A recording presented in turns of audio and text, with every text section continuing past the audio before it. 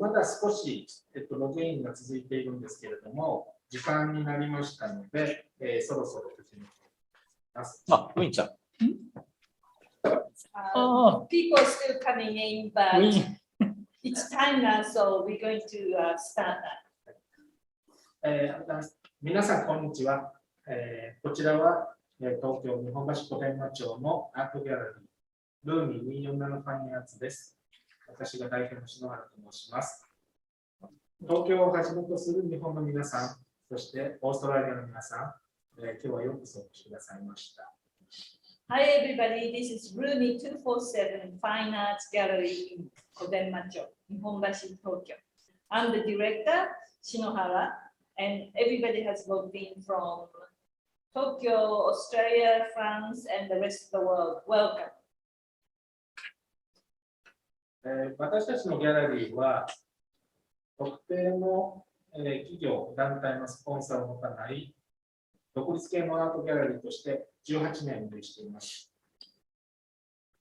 この国ではカメラをはじめとする写真関連の産業が盛んで、そういった団体の支援を受けない代わりに、最新の撮影機材を使わない写真表現、例えば、ハリアナ写真、プラチナプリント、フォトグラムのようなカメラを使わない表現なども含めた多様な写真表現にチャレンジする素晴らしい作家さんとの出会いを重ねてまいりました。We've been operating as an independent gallery for 18 years without having any companies or sports association as sponsors. In Japan, we have a lot of camera and related companies, but because we are free from sponsor obligations, I was able to meet many artists, photographers working in camera-less photography like pinhole photography, platinum palladium printing, photogram, as well as many other areas of alternative photography. そのような経緯もありまして、東京における古典印画法のスペシャリストとして知られる田村正美さんから、ブリスベン在住の写真家、後藤桂子さんをご推薦いただきました。そのおかげで今回かなりまとまった数の作品を皆さんにご覧いただけるようになっています。Through that process, Brisbane-based photographer Keiko Goto was introduced to me through Mr. Tamura, who is a specialist in traditional and classic photographic papers. As a result, we were able to exhibit a large number of Keiko's work in this gallery this time. 初めて作品を拝見した時から、後藤さんの作り出す世界観に大変親しみを覚えています。ぜひ自分の手で展覧会をオーガナイズしてみたいと思ったとともに、後藤さんからもたらされるオーストラリアの写真の事情にも大変興味を持っています。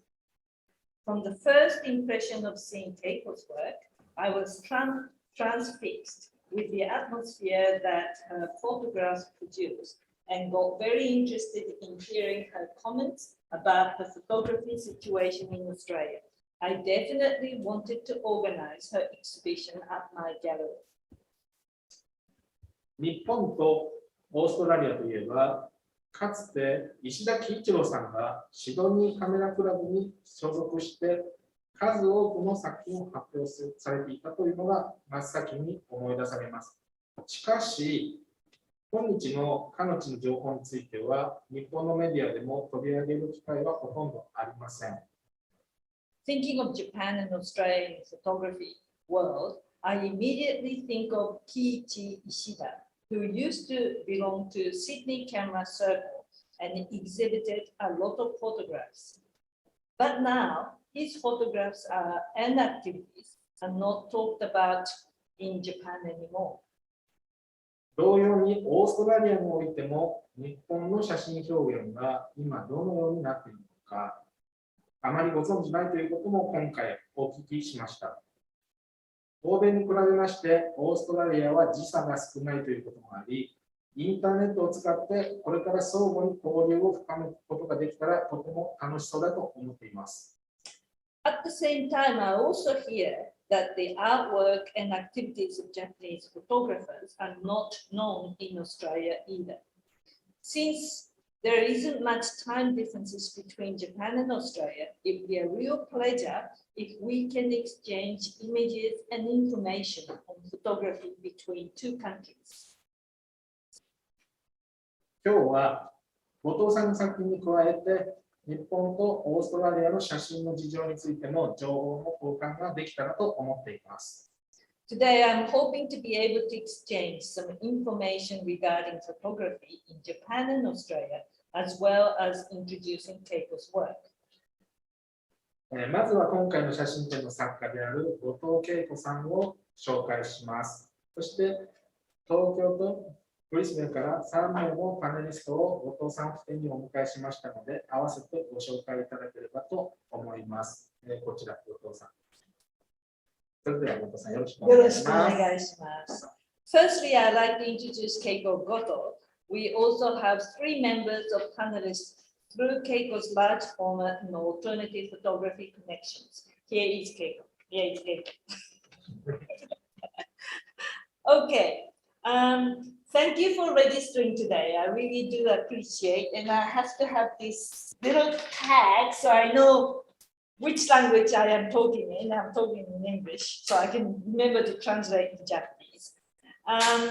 We'll do our best to make sure that you'll be able to go back with some interesting information. 今日は今回の Zoom に参加していただいて本当にありがとうございます。なるべく頑張って皆さんが何か得れるようにと頑張っていきたいと思います。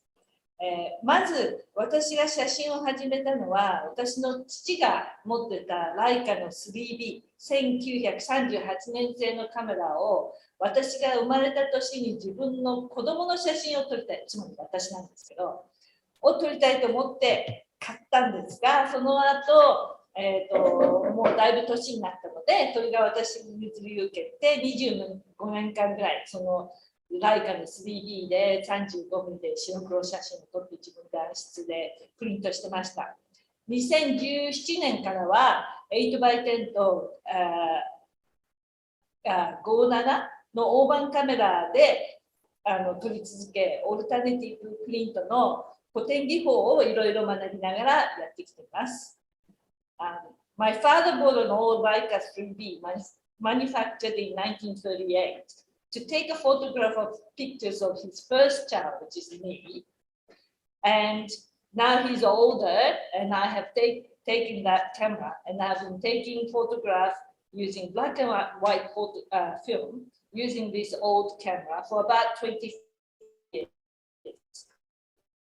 Since 2017, I've been using 8x10. Thank you to Nomada-san here, who has introduced my 8x10 camera for me. And then also 5x7, which came from Winsan, who is registered today. I hope you are listening to this, Winsan. Large format camera and learning many alternative printing methods. Okay, now I'd like to introduce 3 panelists today. 今日は3人のパネリストをご紹介したいと思います。まず田村さん。田村写真の田村さん、こちらにいる方なんですが、今回この、企画をまとめてくださった方なので、とても感謝しています。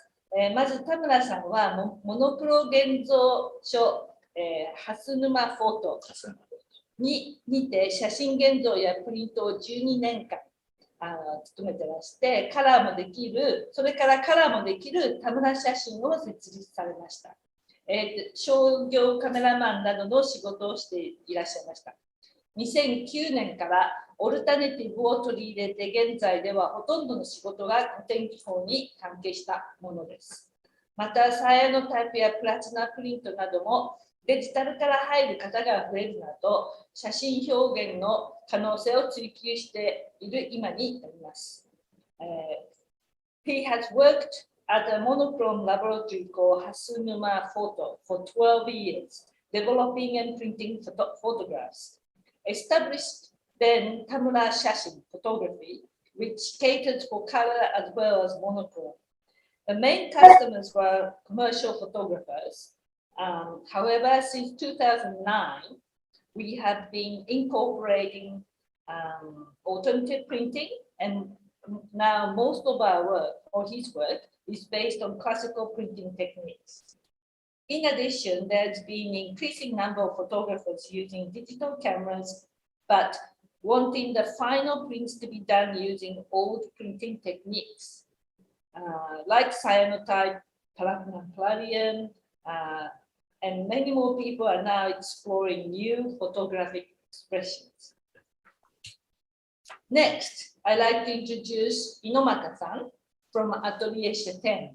Inomata-san、次にアトリエシャトエンの猪俣さんをご紹介したいと思います。すいません。日本語と英語はこう徐々にこう行ったり来たりしますけど、なるべく全部を忘れないように訳したいと思います。猪俣さんは大学在学中に大手広告会社の写真部のアシスタント、個人アシスタントを得てフリーになりました。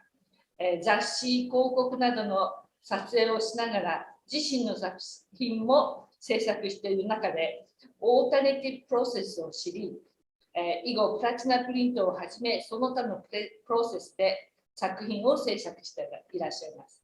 2013年にアマナサルトで40インチ ×33 インチのプラチナプリントを担当。すごく大きいですね。2016年よりオルタネティブプロセス全般のワークショップを始めていらっしゃいます。While in college, he worked as an assistant in photography department of a major advertising company. He then became a personal assistant and after that became a freelance photographer. While working as a commercial photographer for magazines and advertisements, he continued to develop his own portfolios. During this time, he discovered alternative processes and started to incorporate platinum palladium printing, as well as many other alternative methods. In 2013, he was in charge of producing 40 by 33-inch platinum palladium prints at Amana Salto, which is a company producing platinum palladium prints for world-leading photographers. Since 2016, he started to teach workshops on a whole of alternative processes. Okay, next, I'd like to introduce Eddie-san from Victoria. She is the owner of Gold Street Studio in Victoria. Hi, Eddie-san. Okay.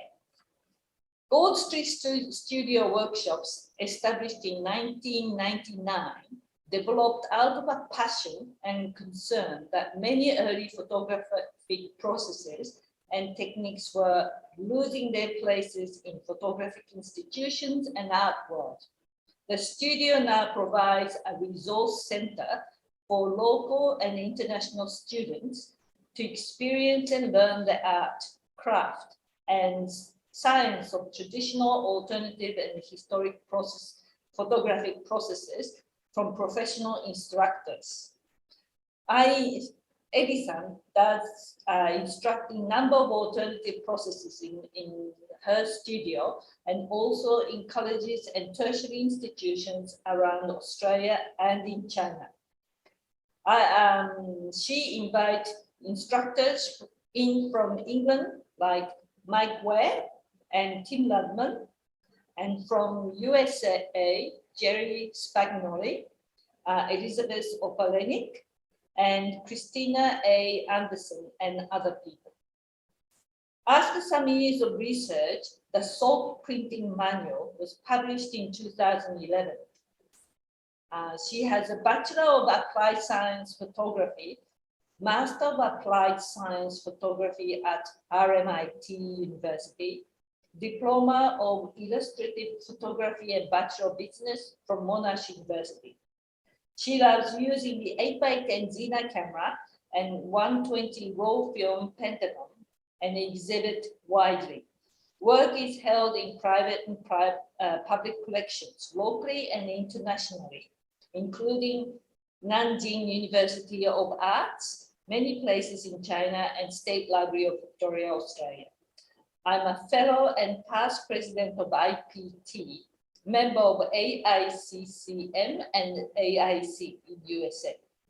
The Gold Street Studio Gallery exhibits only the handcraft of photography from people across the world.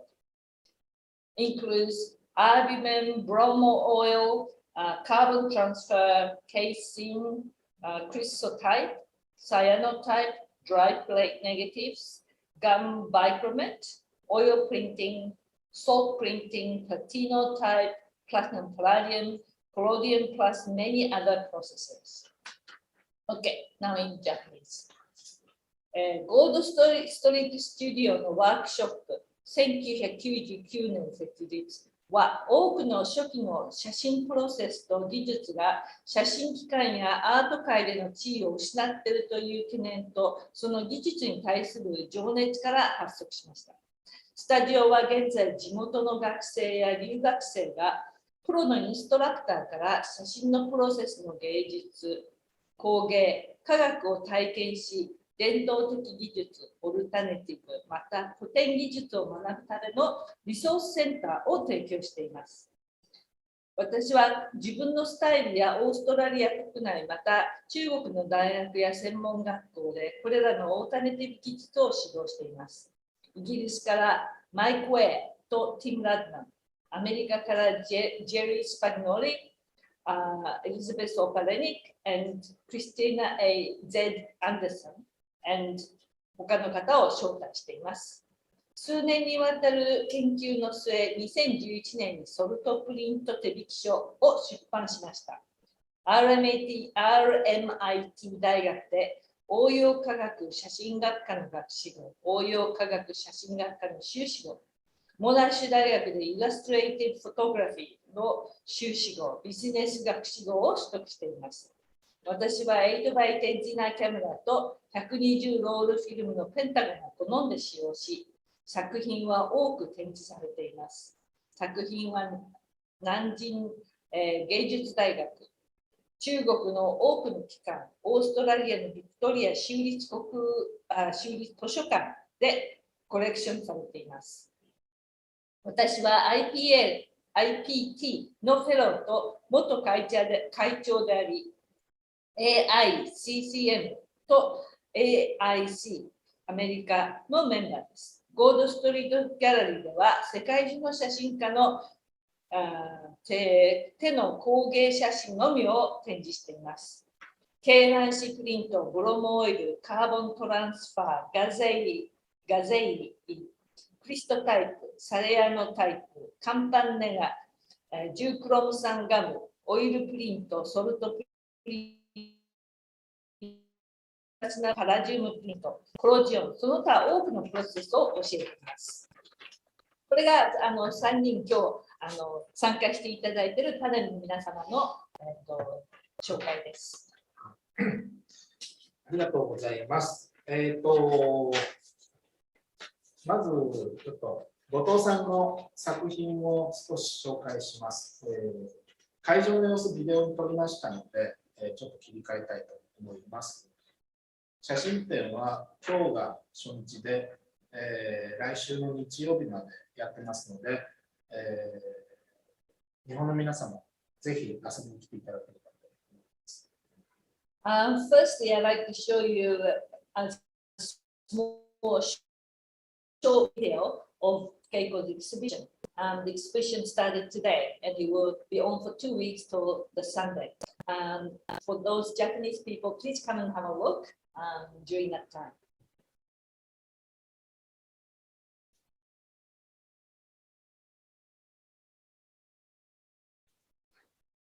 展覧会のタイトルは Beyond the Borders とつけていただきました。タイトルはい。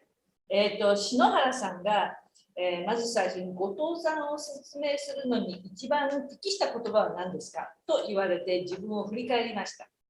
日本人だけど日本人っぽくないところもあるし、見かけはオーストラリア人っぽくないけど考え方はオーストラリア人。主婦なのと言われますが、そうでもない。趣味があっていいわねと言われますけど、それは趣味ではない。働いてるみたいと言われますけど、自分は養えない。人はいろんなこと言いますが、でも私は後藤恵子で、それだけで良いのではないかと思っています。型にははめないでいただきたいと思います。ただ、私の作るものだけを見てほしいという希望があります。Mr. Shinohara asked me, what word are most appropriate to describe Keiko? That's the question he asked me first. So I had to start to reflect on myself. Now I think about it. I am Japanese, but I don't necessarily think like a Japanese, always. I don't look like regular Australian, but I think mainly like an Australian. I get asked, are you a housewife? But I am not just a housewife. Are you lucky to have a hobby? But photography is not a hobby. Looks like you're working, they said. But I really can't support myself financially. So people say many things, but I am Keiko Goto. I think that's enough. And I would prefer not to be categorized into one thing because I think I am many things. And all I want people to do is to just look at what I produce. Okay. 会場は、サヤノタイプと、モノクロのシュガープリント、2つのシリーズを今、展示をしています。今は、シュガープリントのお部屋の様子を流しています。皆さんは幻想とファンタジーの世界をカメラで捉えるということができると思われますか？このリアルとファンタジーの間の世界、見たことありますか？ Do you think a camera lens would be able to take or catch the illusion of fantasy world? Have you seen the world that lies in between the reality to the fantasy? 私はカメラのレンズを通して見たことがあるか、自分の頭で見たことがあると思っています。I've seen through the camera lens or in my mind. それが本当に見えているのか、自分で勝手に頭の中で描いているのかは分かりません。I don't know if I'm really seeing or just imagining in my head. しかし、なんと楽しい時間なんでしょう。But how wonderful it is to experience that. これらは別にあるかないかを証明されなくても良いのです。I don't need a proof of the existence. 自分でその世界の中を経験できれば楽しいのです。As long as I can experience that world, I am happy. この不思議なシリーズはそんな楽しい時間を経験できるお手伝いができれば嬉しいのです。I am very happy if you can experience what I feel through this bikini series. このさやのことも、ね、はい。じゃあ、私は天体写真が大好きです。長い間カメラで撮っております。I love star photography and have been taking this type of photography for quite a long time. 皆さんの中にはいろいろ調べて決定的な写真を撮りに行かれる方もたくさんいらっしゃると思います。Among you, there must be lots of photographers who research heavily into everything and then organize everything prior to the shoot. 私はできるときにやる。ただなるべくできるところへ行く。そして機材は必要なものを全部持っていく。でも行ったところの出会いや経験みたいなものを大切にしています。I do the shoot when I can, but I go to places where I can. I also bring all necessary equipment with me, and I cherish encounters and experiences at that location. ただ言えることはとにかく寒い。夏でも寒い。But all I can say is that it's cold. Even in summer, it's cold. 満天の星空を仰いでいるとすごくロマンを感じます。I feel excited when I look at the starry night, thinking and imagining what lies in the universe.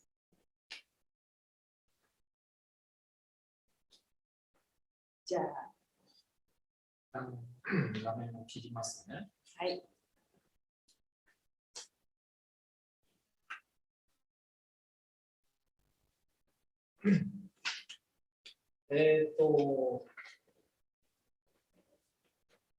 それでは、今日の、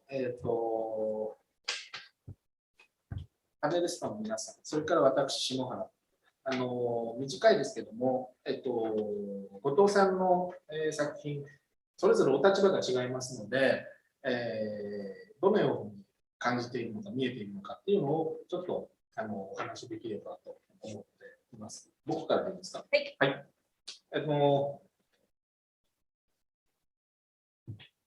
素晴らしい表現に触れる喜びというのは、自分とは異質な感性に出会うことと、頭の上に大きな疑問符がつくことだと思っています。ユニークな形態の植物を不気味という、日頃あまり使われない日本語を添えて形を示したモノクロのスティルライフのシリーズからはそれを強く感じます。植物の形態の記録を超え、自由自在に姿を成長させる植物たちの生命力に小さなドラマを感じるとともに、その場に立ち会った写真家の目の喜びを共有させてもらっている感じがとても心地よく感じられます。The joy of finding a new artistic expression is when you come across something that is outside my norm and raises some questions in my mind. I feel a strong, unusual foreign sensation looking at the images in the Bikini series. Those monochrome still life photos represented by the Japanese word not often used for plants creates that joy. I feel pleasure in sharing the excitement of the photographer as she observed the drama, which I did, created by the plants, which change the shapes freely as it evolves. 建物が密集している東京都心の下町で一日の大半を過ごす私にとって吸い込まれるように深く白いオーストラリアの夜空を描いたシリーズ。一度はこういう場所に自分も身を置いてみたいとシンプルに思わせる美しい景色です。美しい瞬間ではなく、画面の中には写真家がその場でひとときを過ごした経験と記憶がしっかりと焼き付けられています。おそらく何年も何十年も自分の心のどこかに永遠に残り続けるような印象深いシリーズだと思います。For someone like me, who spends most of my time working in downtown part of the city, crowded by tall buildings, the photographs of the night jewel pull you right into the deep and the vast Australian night sky. The beautiful landscape simply makes you want to go there. Please come. And be a part of the scene. It is very evident that each photograph that the excitement and the memory of the photographer are deeply embedded. These are not just a brief moment of beautiful scenes, but they are very powerful and are going to stay in my mind, in my memory forever.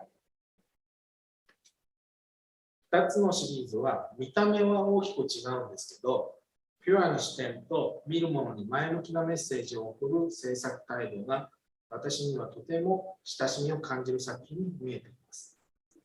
These two series look very different, but I feel a sense of closeness, seeing her pure perspective of her viewpoint with very positive messages. 次はどちらに行きましょうか。じゃあ、そうですね。まず、エリーさんに行きますか。じゃあ、今からエリーさんのレビューを読み上げます。It's very strange to read out my own review done by somebody else but me translating, but I will do this. Keiko Goto has a special personality, warm, fun, and spiritual. This reflects in her work, making it stand apart. The handcrafted processes chosen perfectly to match each of the series. Her proficiency in both cyanotype and silver gelatin is like all crafts, take time and careful repetition. The photographic capabilities to work in a night sky and then to the macro world with such competence is impressive. The blue of the night geo create a magical feel. Not only has Keiko has photographic camera capture skill, but a vision that goes beyond the norm, transporting you into her mystical world. Cyanotype is commonly used as a printing method, a stable process widely available around the world. Rarely will you see the printing perfection that elevates these photographic to a new level. As a chooser of this process, I am in awe of the perfection represented to us by Keiko. 後藤恵子の温かく、それでいて精神的な面を持った性格が彼女の作品によく現れていて、他の人の作品の中でも目立つ存在になっています。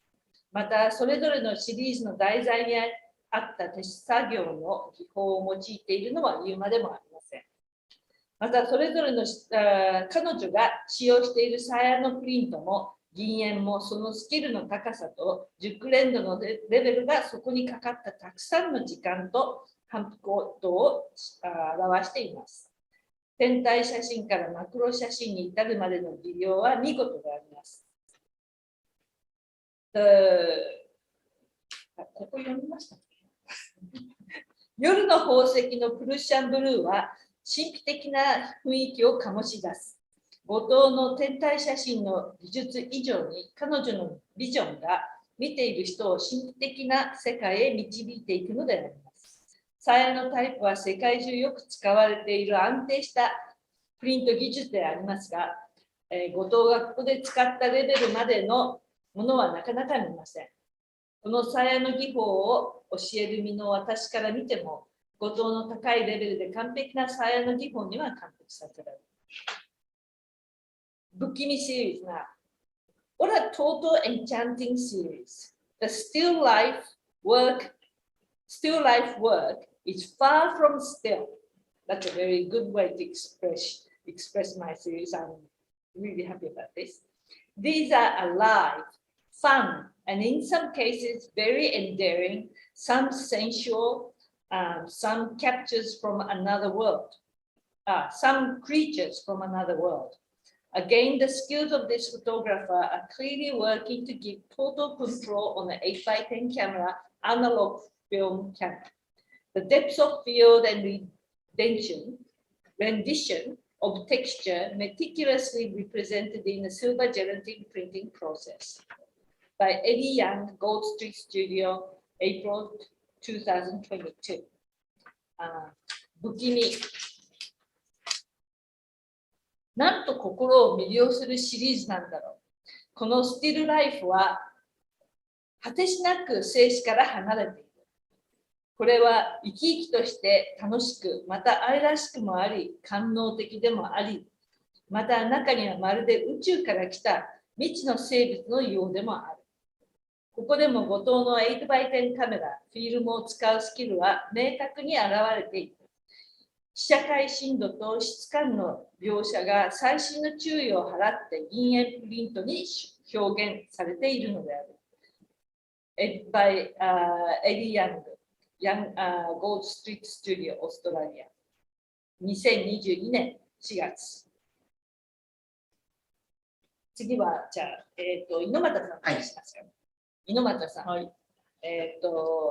じゃあ、猪俣さん読んでくださいませ。はい。はい。後藤さんの作品ですけど、サヤのタイプというのは、そのプルシアンブルーなレバレル青色っていうのは、まあ、すごく美しくもあるんですけれども、それを一連の作品に昇華させるっていうのは非常に、難しい技法だと思います。後藤さんの作品はそういう意味で、サヤによる表現で、成功した稀有な例だと思います。Cyanotype is a very beautiful due to its Prussian blue, but it is a technique that is difficult to perfect. Keiko's work is a rare example of success.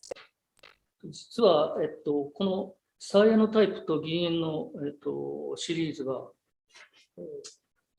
始まる前に、彼女とよく、彼女から写真を見せてもらってお話をしたことがあります。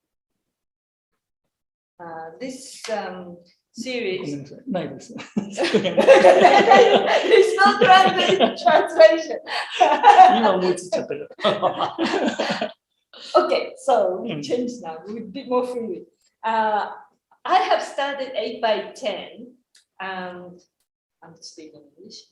I started 8 by 10 because Inomata-san has introduced me this 8 by 10 camera in 2017.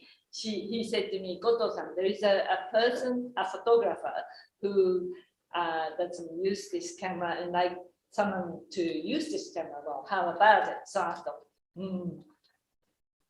I'd be stupid to say no, but then I don't know anything about it. But he has anyhow started me to 8 by 10, and I'm very thankful for it because I won't be here without Inomata-san here with 8 by 10 camera. 私は、猪俣さんに、8 by 10、猪俣さんにお会いしなかったら、今のこの8 by 10を使うことはできなかったと思います。猪俣さんが私に8 by 10を使ってほしいっていう人がいるんですけど、どう後藤さんって言われて、どうしようかな。これで断るのもおかしいし、でもできるのかなって、そこら辺が大変だったんですけど、でもいろいろ指導していただいて、今この8 by 10を使えるようになって、今8 by 10なしには生きていけないというところまで来ています。で、その時にアトリエにウエストンのピーマンの写真がありましたよね。で、それについて2人で話したんですけど、そのピーマンの写真とその後藤さんが撮ろうとしているものとかちょっとダブってたので、すごくちょっと、心配してたんですけれども、今回これを見て本当に、まさに自分のものにしているという感じがしました。心配だったんですか？心配だった。どういうふうに心配だったんですか？やっぱり似てしまわないかなと思って。So there was a photograph of Pepper done by Weston. 何ウェストンですか？Edward Weston. He's a very famous photographer.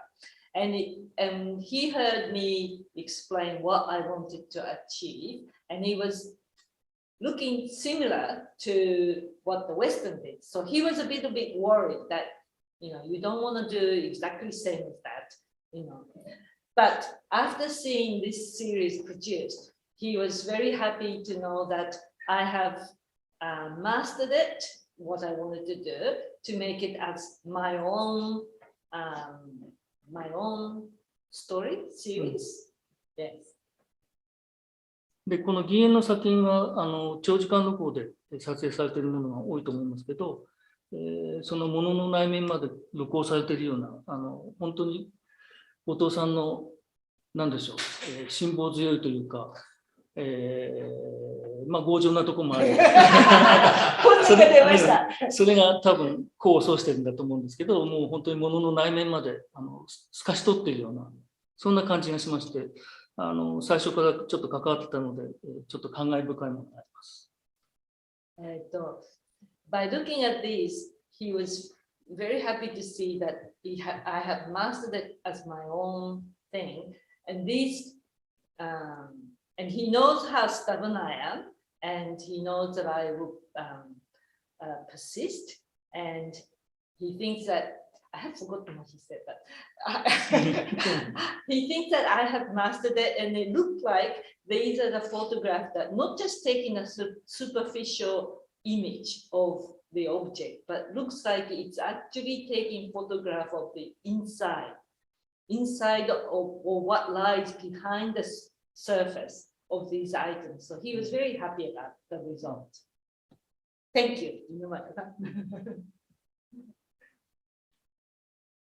じゃあ、田村さん。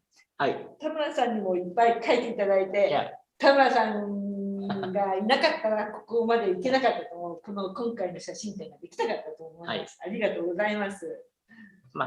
ではコメントっていうか、まず今日、この展示されてる、これは書いてるんですけど、この展示されてるのを見るのは、展示されてる状態を見るのは、まず今日初めてなんで、このコメントを書いてるのはそれ以前のことで、まず説明します。今回、この後藤さんの作品に寄せて、銀塩エマルジョンプロセス、今こちらにあるこの白黒の、その作品、それは今、フィルムで、フィルムで撮って、印画紙を使ってっていう、ただ、現在もうすでにそれは、もう、なんていうかな、かろうじて、残ってるような状態だと思うんですよね。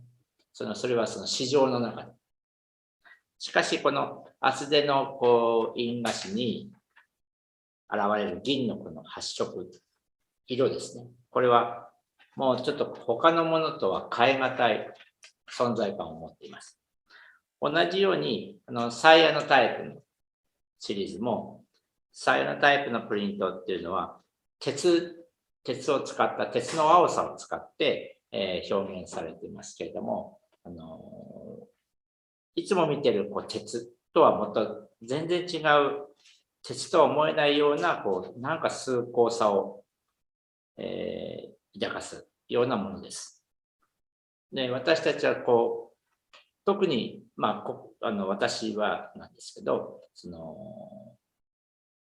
見えないギリギリ、いや、実際は見えてるんだけど、見えないギリギリのところに、とてもすごい、心のこの奥の方の何かを感じながら思う。で、今回のもそれをすごい感じます。で、ちょっとここにないことなんですけど、今日初めて展示している状態を見て、これは見てもらわないとわからないです。で、私は長い間、プリンターをやっていて、いろんな人の作品を見てきますけど、やはりものの存在が、ものの持ってる、これは印刷物とか、そういう、モニターで見るとか、そういうのでは全然表現できないものがあるので、これはぜひとも見てもらいたいです。以上です。最後にちょっと加えたいです。This review is written before he actually seen this exhibit. So the photographic paper and the films using a silver gelatin processes are declining. However, the beauty of the depths of silver gradation produced by silver halide is very impressive. At the same time, it is hard to imagine the beauty and the richness of the blue color in cyanotype actually coming from the iron substance itself. You know that there are differences that no words can express in the subtle colors and textures, as well as the differences that will not show up in numbers, even if you measure it. But from your lifelong experiences, you know that we are experiencing this sensitivity at the extreme edge of our vision in Keiko's work. And this is something that he added afterwards. This is the first time for him to see this exhibited in the wall of the gallery. And he said, this one, you have to come and see, because it's not something you can see through the computer screen or videos or anything. You have to actually see it to actually feel the mass, the camera lens that capture this mass of item itself. And it's actually represented and shown on the print itself. So if you have a chance, please come and see the actual print, because you will know what he's talking about. The things that you can't measure or you can't show it in a concrete way, but it's there on the extreme edge of the vision. ありがとうございます。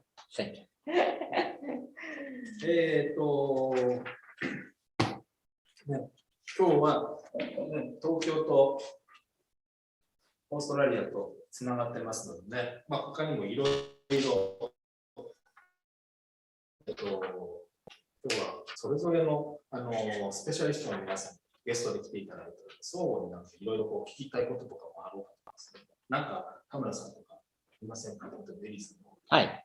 私は、まあ、こちら日本で、まあ、オルタナティブなプロセスも含めて、まあ、ワークショップ等をやって、まあ、参加者がこういろんなプロセスを楽しんでるんですけども、まだまだ日本の場合はその参加するメンバーっていうのはごく一部、ほんの少しの人しかそのオルタナティブにこう入ってきていないと思うんですけども、オーストラリアの中で、そういうオルタナティブに、参加する、メンバーの人たちというのはどの程度、どのぐらいのこう量というか層があるのでしょうか。Okay. Shinohara-san asked everybody that we have an opportunity connecting the specialist from Tokyo with a specialist in Australia. He said, Tamara-san, do you have a question that you want to ask Eri-san?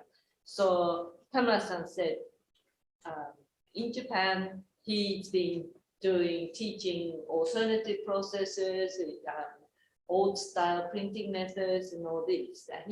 He knows what kind of interest there are here, but he doesn't know what sort of interest you have among photographers in Australia. So, Eri-san, would you be able to describe the alternative large format photographers and alternative processes interest in Australia? Eri-san, can you hear me? Can you hear me? I think we have lost. Eri-san, can you hear us? Can you hear me now? Eri-san, can you turn the microphone on? I have got it on. Okay. Yeah, Can you hear me? Can you hear me? Oh, I can't hear you.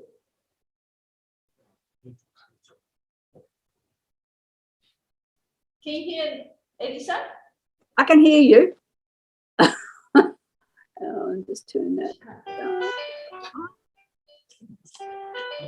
ちょっと待って。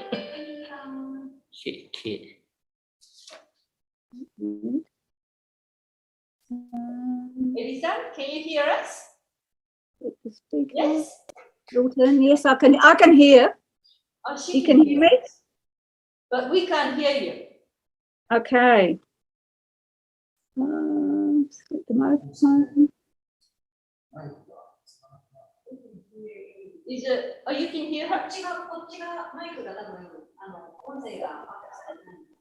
Sorry for the こっち側の音が入ってないね。オーディオ。Sorry for the technical. That's all right. Oh, I can hear you, Ah. but through your PC. But we can't hear from your PC. Why is that?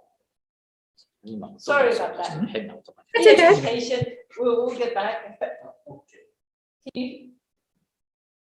Can you hear? We can hear you. Okay.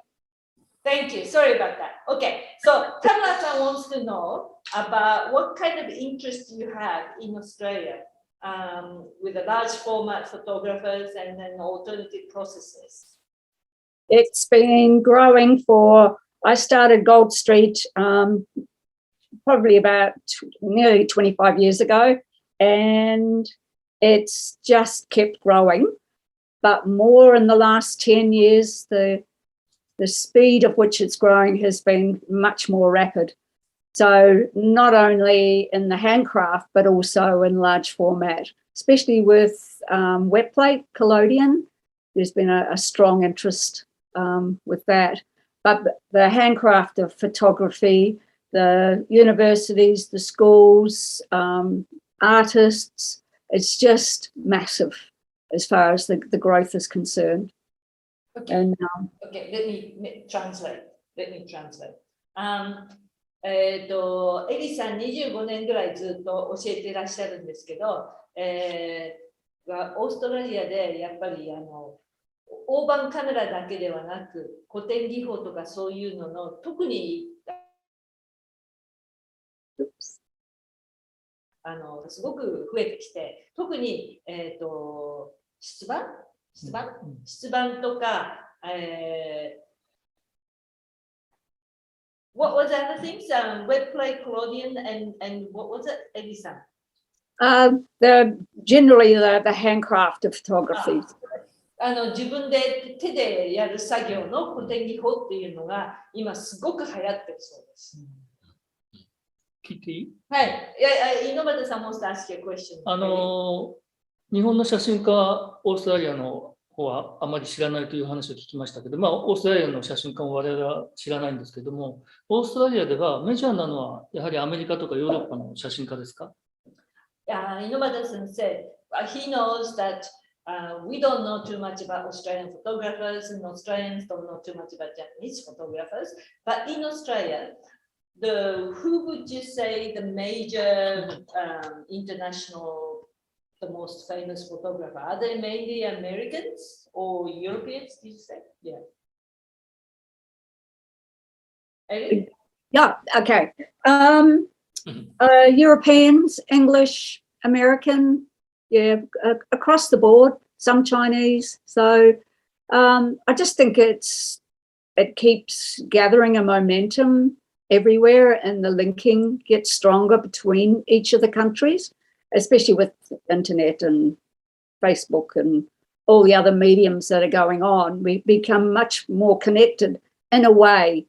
But also, I think that creates a weird isolation as well, because you're not seeing the hands-on aspect of it. You're just seeing it on a screen, not the actual hands-on and what something really looks like you were describing your exhibition. Unless you see it hands-on, straight in front of you, it's just another image. So I think that kind of takes away from the handcraft a little bit. やはりアメリカとかヨーロッパとかがメジャーですけど、今中国の写真家たちもオーストラリアで知られるようになってきてます。でもやっぱり手作業のことなので、実際のプリントを見なければ本当にそれがどういうのかっていうことはなかなか理解することができない。コンピューターのスクリーンとかテレビで見てるのでは味わえないような理解はやっぱり実際にプリントを見ないとできません。はい、で今このコンピューターの世界でそういうなんていうんですかね、交流がだんだん深まってきてるっていうのは確かにそうだと思います。他に何かあります？はい、例えば、実は日本では猪俣さんをはじめオルタナティブをずっとやってる人たちっていうのは私の周りにいるんですよ。だけれども昔から同じメンバーなんです。で、新しい人は確かに増えてはいるんですけれども、特に若い人が増えないのが実は一番の悩みで、それはオーストラリアではどうでしょうか？ Okay, Tamara-san asked a question. He said he's been involved with the alternative and large format cameras and photography for a long time, as well as Inumata-san, and they know each other. They've been doing it for a very, very long time. But their problem is that it's just how to spread that to a younger people. The population of younger people in Japan doing the old processes and large format camera is not growing that really fast. So what is the situation in Australia with the young people, the large format camera and alternative processes? The large format camera is not so fast, but it's definitely climbing. The handcraft is definitely gathering a momentum because it's being taught in some of the universities and the schools. So I think that helps, that it's, I have schools that come up and I teach classes of schools in the handcraft, and they've never been in a dark room, and it creates a real excitement, something they haven't seen before. And from that, I think it starts to build a stronger interest in that younger group. Okay. で、大判カメラはそんなにはたくさんの人がやりたいわけではないけど、まあとにかく増えてることは確かだけど、そんなにバーッと増えてるわけではない。オルタネティブの方は学校で写真学校とかで教えているので、若い子たちがそれを興味を持って、やっぱり教えない、学校で教えなきゃいけない。エリさん、篠原さん here, he teaches photography at universities here. So maybe he can talk about the Japanese situation. どうですかね、日本で、オーストラリアでは若い子たちがオルタネティブを興味が持ち始めたのがいるっていうのは学校で教えてるから、日本ではどうですか？ How is it in Japan with the young people learning curriculum? In other words, curriculum in the photography universities. 今、ほとんどの、写真の学校では、オルタナティブの前に、フィルム、あるいはダークルームを使った実習そのものが非常に少ない、全くなくても卒業できるというか、デジタルカメラを買って授業に参加して、フィルムに全く触らずに卒業するというのが、とてもポピュラーですね。そうなんですか。はい。なので、サイエンタイプとかを授業で触れることができたら、多分同じような感動を、日本の若い、写真学生たちも感動してもらえると思うんだけれども、その前の段階で今彼らにとってフィルムがとても楽しく感じています。好きに撮っていいよっていうふうに、宿題を投げると、例えば50人いたら半分ぐらいはフィルムを使って、作品を見せてくれるようになりました。Shinohara-san said that in schools, in a photography degree, you can actually finish the degree without using film camera. Did you say?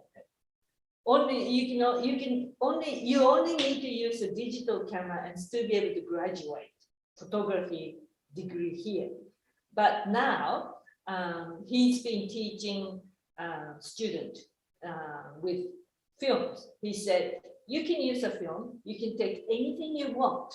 And he said, out of 50 students, maybe half will come back with films processed and take anything that they want. So, and then to use a darkroom. So it seems like it's a stage before even getting to the alternative printing method, teaching them alternative printing method. But he said, Shinohara-san said that if you teach them alternative printing method earlier on, they may be interested in the alternative process or old processes. Actually, 私の今回のサイエンのシリーズは実は写真はデジタルカメラで撮ってプリントはサイエンのタイプなんです。So this star series I have here is taken by the digital camera and then make a digital negative and then printed using cyanotype. So the kids can do that if they were taught, I think. 昔というのは、例えば30年前とか、オルタナティブプロセスをやるというのは、それを作るためのアナログのフィルムを必要とした時代がありますね。とっても熟練した技術をトレーニングが必要だったと思います。今は後藤さんの作品がそうであるように、デジタルをオルタナティブがくっつくというんですか。デジタルがあるおかげで、はるか昔の、プリント技法が比較的、多くの人たちがトライできるいい時代なんですよね。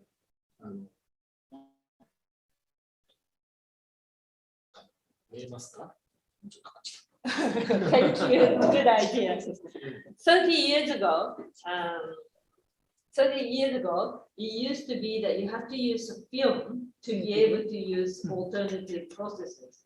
So it was a bit difficult to do. But like seeing Keiko's work, nowadays you can use a digital camera and then be able to use the old technique and then produce series. So, I think it will start to get more popular because a lot of people are trying many different ways to produce combining many different things. だから、ね、東京の若い人たちも、こういう機会で、こんなやり方もあるのかってね、たくさん気づいてもらって、昔のプリント法ではあるが、今だからこそトライできる世界がたくさんあるから、この機会にいろんな奥深さみたいな、その前にすごい楽しい世界だから、ね、たくさんの人たちに知ってもらえたらいいですね。It would be nice to have lots of young people to come and have a look and then be able to enjoy and get the excitement of producing using digital camera and yet be able to produce a work. It's very interesting when I tell people that came today, say, oh, I use a digital camera. They get really excited. I don't know why they get excited, but they get really excited. どうしてだかわからないですけど、デジタルカメラを使ったっていうと、とってもみんな喜んで楽しそうな顔してくれます。でも私が思うには、私はフィルムの人なので、でも自分が目指しているものができれば、それは何の技術でもいいと思ってます。As long as I produce whatever the result that I want to get, I think it's okay to use any tools. Because tools are tools in the end. ちょっといいですか。はい。今、オーストラリアとつながってるから思うんですけど、オーストラリアのそのエリさんの周りの作家の人たちは日本で展示したいとは思っていますか？ And Tama-san just asked you, Eri-san, do you think the Australian photographers would like to exhibit in Japan? Do you think there are people who are interested? Absolutely, definitely. そうです。いらっしゃるそうです。それぜひ。ぜひぜひ。ぜひそれを見てみたい。It would be nice to be able to see. And the other way, and for Japanese to come and exhibit here. 日本の写真家もオーストラリアで。そうですよね。要はね、今日とてもいい点は、同時に喋れるでしょ。これはすごく今のこのインターネットだったりデジタルの作った環境がもたらしてるんだけど、それで知り合って、でも実際見るのはやっぱり実物を見たいんですよね。だからそれはすごくね、感じるので、ぜひそういう機会を作ってもらえるとありがたいなと思います。He thinks that it's great that we are connected real time. There's only 1 hour difference between Japan and Australia. So it's nice to be able to get a response straight away. And that's the beauty of the online cyber connections. But the actual seeing the photograph, it would be nice to be able to see the real thing, see the real photograph by your eyes. I think that's the best way. So I think that it turned out to be quite good for having this opportunity to connect with you. 例えば、ちょっと誰か一点ね、外してちょっと見せてもらっていいですかね。どれでもいいです。要はね、端がね、ビロビロっとしてるのが見えるのがいいです。要はここのね、額装、今回のちょっと今回の学習、篠原さんに説明してもらう。この要は、印画紙を全部見せてるっていう。He wants to show you about how we display this オーバー photograph. マップはしてないです。This time, this is a contact print of 8 by 10. And he asked Shinohara-san not to do an overmat. The photograph is just sitting on the mat. So the edges are, you know how the fiber prints always get reports, especially this one is a wonton Ilford paper. So that doesn't matter how much you press, you still get report, right? でもこれが僕はすごくいいんだと思うんですよ。その要は、これが実物だっていうのがわかる。He likes it this way, and he purposely asked Shinohara-san to frame it this way, because by seeing the paper report, you know that it's the real work, it's the real print, rather than digital print. 篠原さんに聞いてみたい。なぜこういうふうにしたか。He wants to ask Shinohara-san why you did it that way. 自分の手で焼き付けた1枚の印画紙のプリントそのものが、紙そのものがなんかオブジェのような美しさがあるので、よく写真のプリントを学装するときに、プリントっていうのは紙ですから、本当はシワを寄ったりとか、波打ったりとか、よれたりとかするんだけど、それを抑え込もうと思って、ものすごくシャープにドライマウントする人も一つ、一方でありますけれども、わざと少し紙がこうウェーブしたりとか、ちょっと耳がこうカットされた切り口が見える、その物質感みたいなものを強調させようと思って、アシッドフリーの、ドット状に打たれている両面テープを使って、アンダーマップに直接貼り付けました。わざとプリントが浮くように、で紙そのものがこう分かるような感じで、作家が水の中から写真を引き上げた時に初めて出会うと思うんだけど、その両手でこう撮っている感覚っていうのがあると思うんですけど、その感覚をなんか学装できたら面白いなと思って、こんなになってます。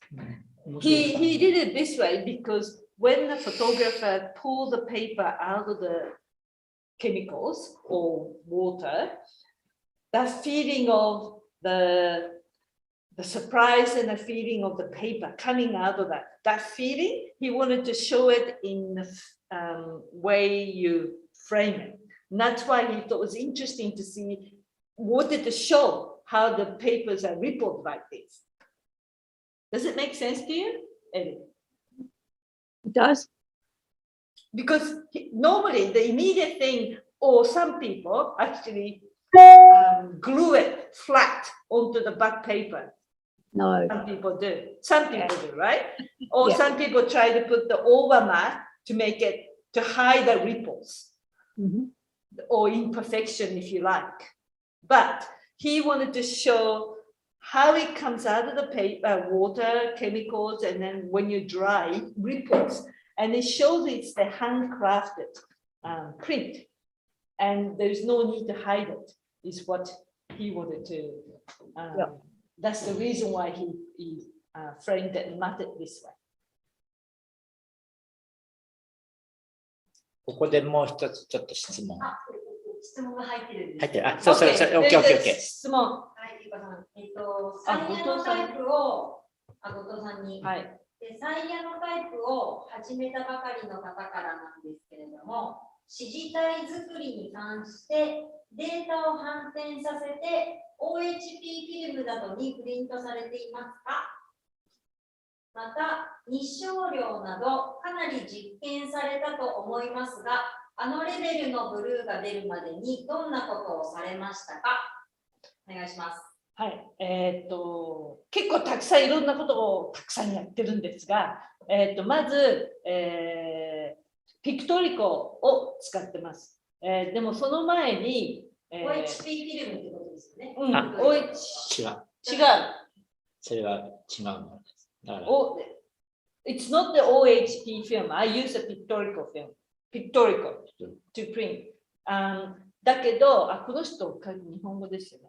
で、それだけではなく、その前に、トーンカーブを作らないといけないんです。で、そのトーンカーブを作るときに、これは猪俣さんに教えていただいたんですけど、トーンカーブを作るときに、すべてのそこにあるデータがきれいにプリントされて現れるようにするまでには、何回か、そのトーンカーブのあれだ、タブレット、ステップタブレット。ステップタブレット。ステップタブレットって言って、そのトーンが全部きれいにそのブルーでできるようになるように、ステップタブレットを何回かテストのプリントして、そのたんびにトーンカーブをアジャストしながら最高のトーンカーブを作るんです。で、それプラス最高の青、黒が出るその録光時間っていうのも調べなきゃいけない。で、それがないと、そこにあるデータをすべてきれいに自分のしたいようなトーンにプリントすることが、ネガを作ることができない。つまり、ネガを作ることが一番大事ですよね。So before that, there is a lot of work involved in producing a right tone curve with this alternative method. I have done several step tablets to print to make sure I catch all the gradation, all the tones of the image that I have in the way I want to show it to produce a right tone curve. And also you have to find out the maximum exposure time to be able to get the maximum black or maximum blue. So those works are done beforehand. And それで、その後に、私は太陽を UV でやるんですけど、私は太陽を使わないんです。なぜかというと、この古典技法って同じネガですぐに作っても、同じ日にすぐに作っても、プリントが違うことがよくあるんです。なんでだかわかんないんですけど、温度の違いとか湿度の違いだけじゃなく、ひねくれてるのかわかんないんですけど、紙が違うのかもしれない。なんだかわかんないんだけど、同じネガですぐに作っても、プリントが違ってきて色が変わることがある。だから、写真展をするときには何枚か焼いて、トーンを統一させるために、何枚か焼くんですけど、とっても不思議なことがたくさんあります。で、this alternative printing method is not straightforward. It gets affected by the temperature, affected by humidity, affected by the quality of the paper, and as you know, poor Eli-san gets the other end of Keiko said, Eli-san, this paper doesn't work. Sorry, Eli-san. But it's not only that, there's many things affects the color. And even if you use the same negative, same chemical, same paper, printed straight away, they can still be different. So I usually produce several copies of the print so that when I have an exhibition, I can match the tone.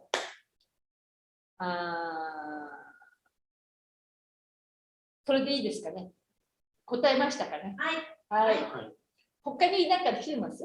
他にはね、今のところ来てない。はい、ちなみに、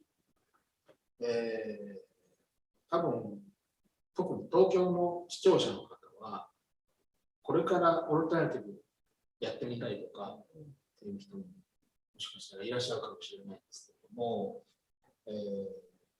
お二人のそのアトリエでのワークショップっていうのは、本当にもうズブの初心者でも大丈夫なんですか？For the Japanese people, there might be people who wants to start the alternative, who would be interested in alternative. So Shinohara-san asked the question to Tamura-san and Inomata-san. Totally ズブの素人。なんて訳す？アマチュア。Total amateur? Someone that never had any experience. Beginner. Yeah, total beginner. Total beginner. How can they start? Do you provide the courses for those? もちろん、私の場合はその受ける人のその欲しい情報。だから全くそれは初めての人からもうずっとやってきてうまくいかないっていう人まで対応しています。でそれは私の持ってるそのスキルをの中で必要なものを全部出すので、私自身もわからないことをやる場合もあります。でその時にはお客さん習いに来る人と一緒に、考えたり研究するっていうようなスタイルまで含みます。田村さん、asked he changes the course content based on the experience of the attendant. So he can change and modify the courses. Sometimes that includes things that he has never tried. So he would try it with the people and learn at the same time. It's a nice too. いや、もう全く Same. 同じです。猪俣さん is also the same. 今やっぱりさっき話が出ましたけど、学生に2、3ヶ月前にある写真大学の生徒10人ぐらいに経卵子のワークショップやったんですけど、彼ら全くデジタルで育ってますから、初めて卵から写真ができるってものすごく感動してて、なので本当に全く知らない人、むしろその方が楽しいです。He has recently taught over 10 students from photographic school how to do albumin printing. And these students, young kids, they were so impressed how you can actually make photograph paper or photographic paper from egg whites. And they were so impressed. So it's nice to see young people trying out the old method. アルブメンプリント。いいですね、それね。It's nice. 今ね、デジタルだと映って当たり前の世界でしょ。で、オルタナティブプロセスで初めてトライすると、映って当たり前っていうのが覆される。映らない。像が出ない。だから、像が出るだけですごい感動できるってすごくないですか、ね。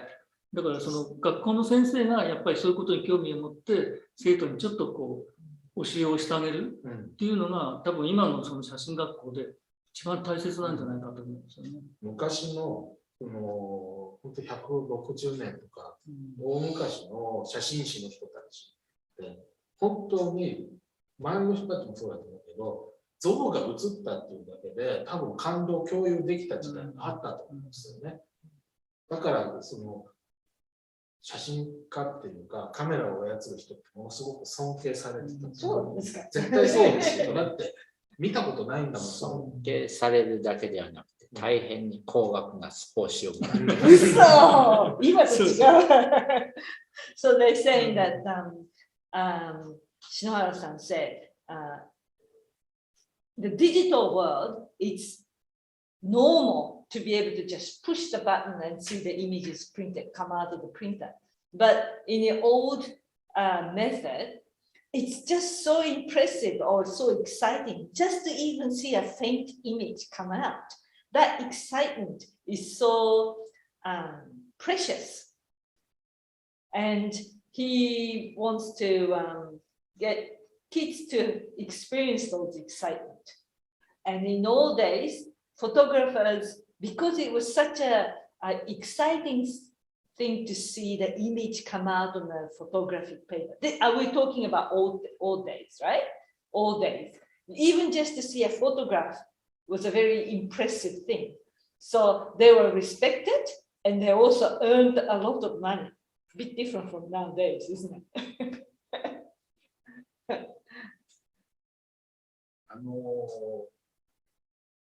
東京からあるいは日本から例えばエリさんのスタジオになんか勉強しに行くことはできないかしら。エリさん、Shinohara-san's asking, is it possible for people from Japan to go to your studio and learn alternative method or things that you actually teach? Yes, yes. I have people from China. I've had people from Japan, America, Oh, you have France. people from Japan? Oh, you Yes. don't mean me. Yeah. No, but all over the world, I have people coming. Yeah. Okay. ね、そういうのも面 Not 白 from い New ですね。 Zealand. いや、ツアーを含めば、行く人多分いますよ。なぜかっていうと、私の知り合いは、オーストラリアに何かのね、天体のなんかのショーじゃないけど、向こうで見えるためのツアーに、日本人が大勢飛行機乗って行ってます。Oh, because Tama-san said he knows a group of people, a photographer? いや、それ Amateur は photographer? アマチュアの Amateur photographer. なんか天体の何かで、オーストラリアで、なんかの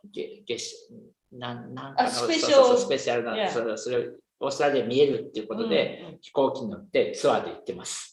だから、He knows a group of amateur photographers who charter a flight or go in a group to Australia to capture this special phenomenon that happens in the, the stars and moons and whatnot.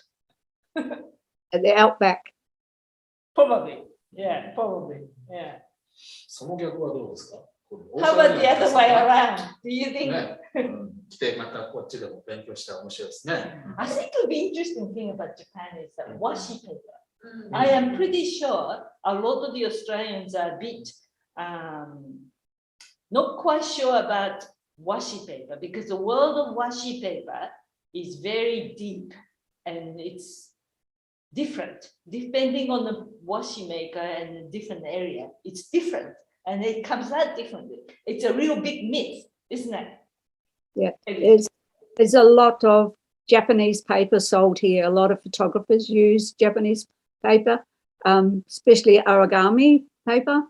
Yeah, but those are processed for photography, right? We're talking about no. No, it's beautiful handmade Japanese paper. But there are many producers. It's not just one. There are Oh yeah. But that seems to be the one that people are interested in. I think it's probably the one that's most available and probably explained, I guess. But if you visit washi maker, there are many of them, right? Many of them, and they're all different. Here in 日本橋、 Yeah. 日本橋にはオズワシっていう大きな和紙屋さん。 There is a shop called Ozu Washi, specializing in washi paper in Tokyo, and it's really interesting to go and have a look. 私たち日本橋にいるので。 Yeah, that's right. This gallery is in Nihonbashi, so it's in this close region. This washi paper, and they get different washis from different parts of Japan. Okay. Yeah, the world of washi is very deep. It's like bottomless hole, isn't it? The more you know it, the deeper you get. This is talking about the Japanese people saying it. Okay. Yes, Inomata-san, right? Because you traveled. 日本語で言わないと聞いてる人が全然わからない。そっかそっか。うん猪俣さんも和紙のことについていろいろと、知ってらして、和紙のいろんな産地に行っていろんな和紙を試して、いろいろな寝かしてるんですよね。そうです。猪俣さん has traveled to many different parts of washi factory in Japan, and he tried for the alternative processes, and he bought some, and they stocked up. Because the washi, one thing about washi paper is that you should keep it. Longer you keep it, the better it gets. ですよね。今度エリーさんにお土産に。Oh, he said he will give you some paper, washi paper for you. I will have to bring it. I actually bought about some paper from you, didn't I? 猪俣さん。古い10年寝かした紙、買わしてもらいましたよね。あれ、プラチナプリント用でしたよね。そうそうそう。I bought some paper that he kept it for 10 years in safekeeping for platinum palladium print. I bought some from him. そう、私もね、泡紙の和紙のテストをやってます。Oh, Tamara-san's also doing a test using awagami paper as well. 何ですかね、何の、いや、そう、プラチナ用のプラチナプロセス用の。Also platinum cladding. He's doing a test on our gummy paper. Okay. 他に何か来てますか？今、質問はこれで全部です。これで全部ですか？じゃあ、どうしましょう？ね、じゃあ、そろそろまとめて。はい。ね、でも、オーストラリアの皆さんはあんまりその日本の和紙は馴染みがないんですかね。その泡紙だけだと思います。和紙も、その、なんですかね、ヘビーウェイトのものもあれば、とても薄い、ね、ものもあって、光を当てるとまた表情が変わる、面白い紙。薄いものは特にこう透けるので、特にギャラリーでライトを当てて展示すると、すごい美しい紙があります。機会があったらぜひ、ね、トライしてもらったらいいなと思いますからね。He has tried many different, even origami comes in different thickness as well. And some of the, like a Gampi paper, looks really nice on the wall. And depending on how you actually shine the lighting, it looks different as well.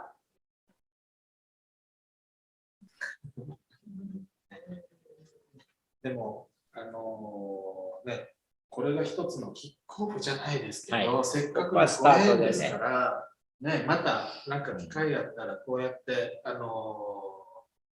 まずはオンラインから、でももう少ししたらリアルでこう行き来ができると面白いですよね。オーストラリアの皆さん、ね、スキーばっかりじゃなくて、いつの間にか日本橋がオルタナティブの人たちでなんかいっぱい会えるから楽しいですね。It would be nice to be able to have see maybe this as a kickoff start and have another opportunity to exchange some information, do some communication, and maybe have some people coming over to Nihonbashi, maybe not just only skiing from Australia to Japan, but maybe they can come here to have a look at photography, washi paper. Maybe, who knows, Nihonbashi could be a center of the alternative as well in Japan.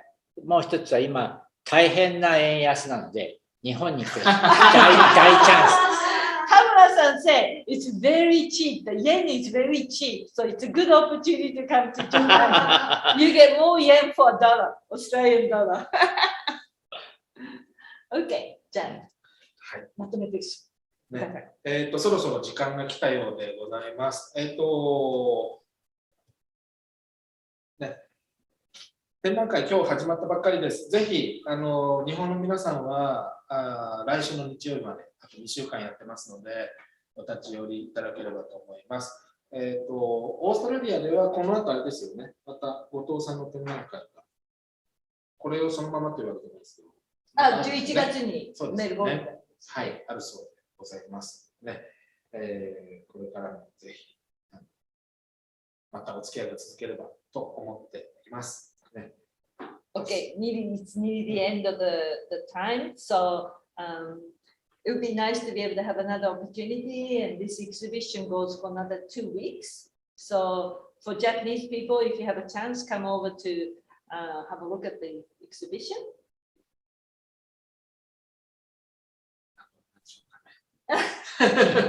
まあ、実物を見てほしいですね。はい。Please come and see the real prints. Okay. じゃあこの辺で今日は終わりにしましょう。はい、ありがとうございました。Thank you so much for attending, and thank you everyone for interest in registering and watching this. And my friends, thank you for. Thank you. ありがとうございました。 See ya. Bye. Thanks very much. Thank you. Thank you for asking. Thank you. Okay. Thank you very much. Bye. Bye. Thank you. Have a nice time. Thank you.